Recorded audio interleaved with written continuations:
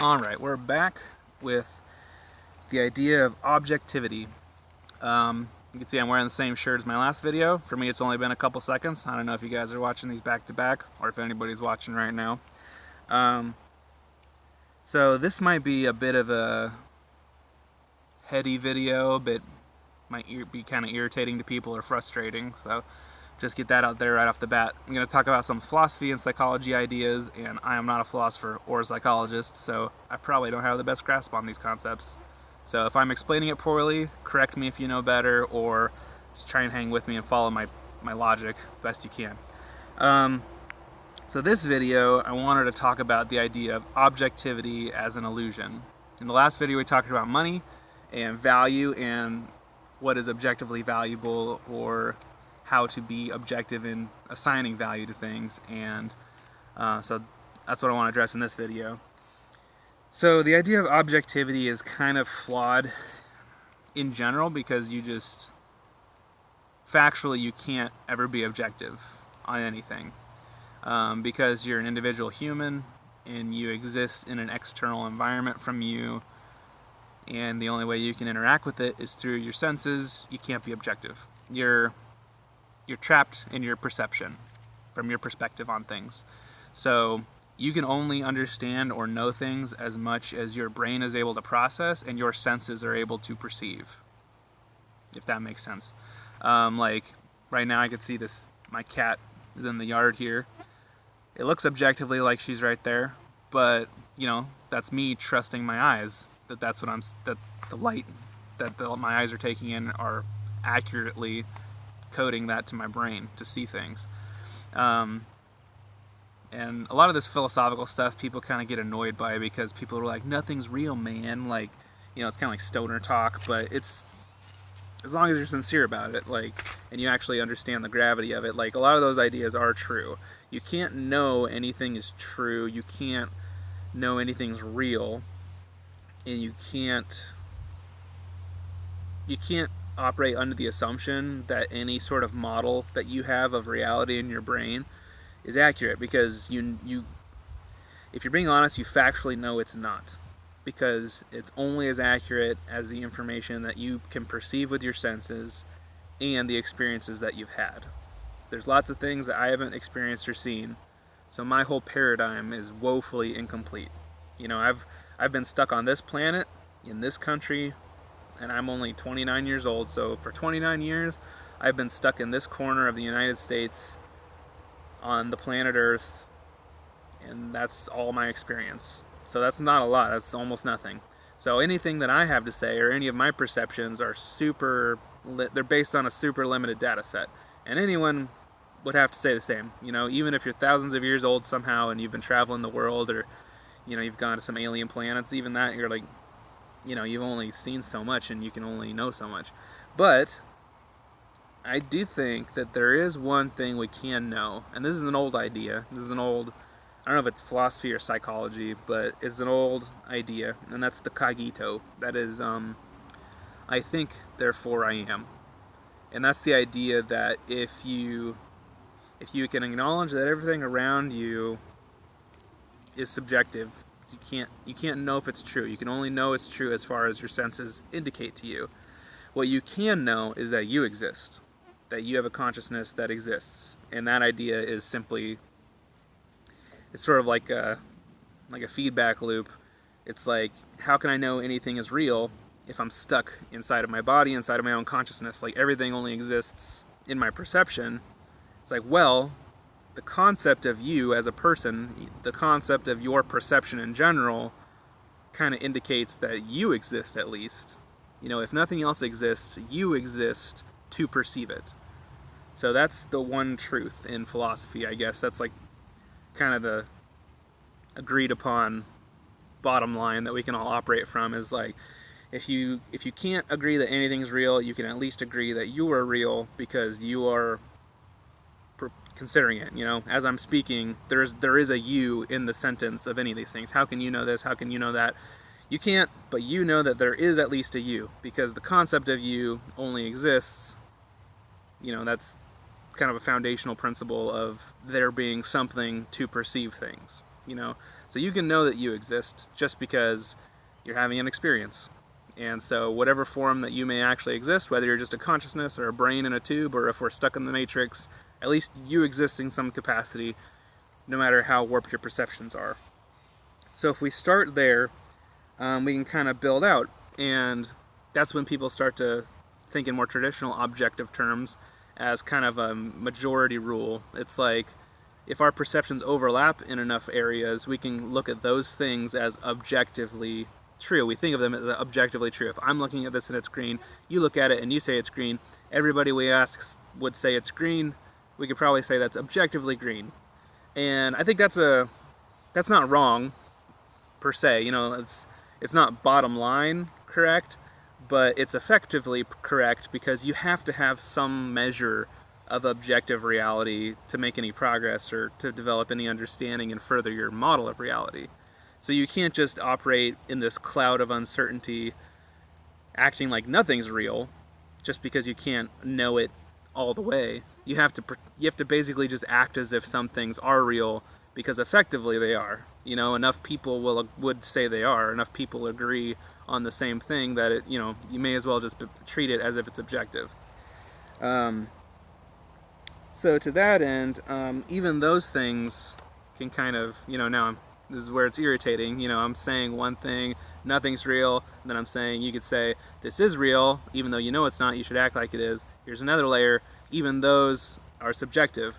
You know, collectively, a culture or society or even a species, we can all agree that something's true or real because we all perceive it that way.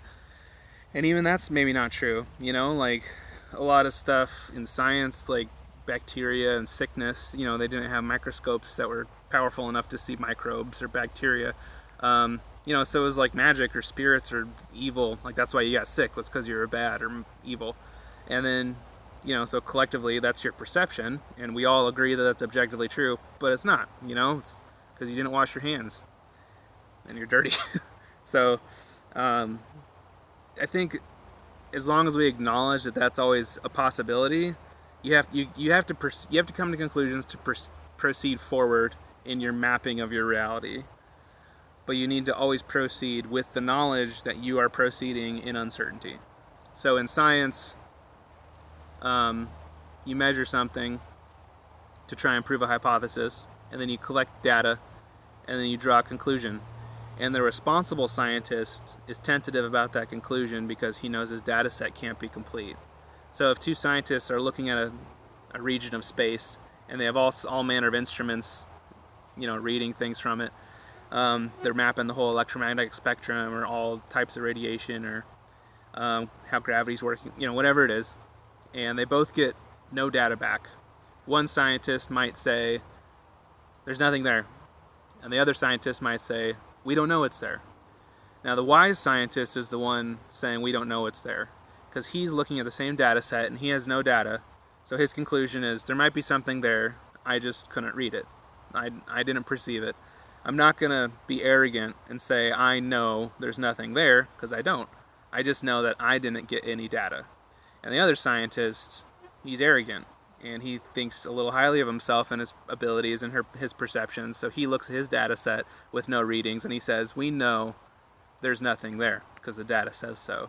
So that's, you know, that's the idea that I'm trying to get at, is you always want to explore, you want to try and understand things, but you always, I think you must, and this is critically important, you must have enough humility and reflectivity to know that whatever you're learning or perceiving is not complete, and it's not the whole picture, and it's not baseline foundationally true.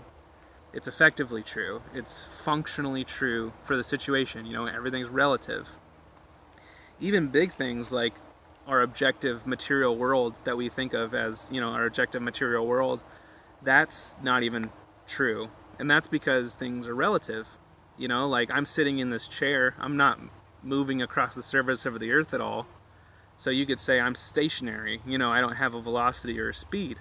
But that's only true at a certain scale. You know, once you get up to a planet size, the planet's spinning at a certain speed, so you could make the argument that I'm moving at that speed. And then at a bigger scale still, the planet's orbiting the sun. And so you can make the argument that I'm technically moving at that speed. And then in a bigger scale still, the solar system itself is orbiting the center of our galaxy at a certain speed, so you could say that objectively I'm moving at that speed. And all of those are right, but at different layers they're effectively not true. Like effectively at this scale, at a human scale, I'm not moving, I'm just sitting here. So that's where it becomes annoying, is when people start to get into these technicalities. So I think it's a better perception to kind of think of things as contextually true. So if something is objectively true, it's only objectively true for you in the context that it serves. And so that's kind of tricky, because you need to have a bunch of qualifiers. So let's say, like, what's objectively a good way for people to behave? You could say, well, they shouldn't kill each other. But then, somebody's going to be an asshole and be like, well, what about this? What if somebody's trying to hurt you? Is it okay to kill people then? And you're just like, well, I guess. And then you're like, well, what about this? Well, what about that? It's my parents are high school teachers, and they get that shit all the time. Like, they say something as some scientific principle, and there's always a kid, well, what about this? What about that? And, they're trying to disprove it. And they're not wrong to do so. It's good to, try and explore those options, but, it's not mature or helpful to constantly be pursuing an objective truth, because if you're smart enough or you're honest enough, you know that you're not going to find that. So you have to operate in situational truths, and even within those, I think it's important to try and stretch them as far as you can. So the reason I'm talking about this in this video, and I'm following the last one talking about value with this one, is I think you can come to conclusions about what objective values are. What is objectively valuable?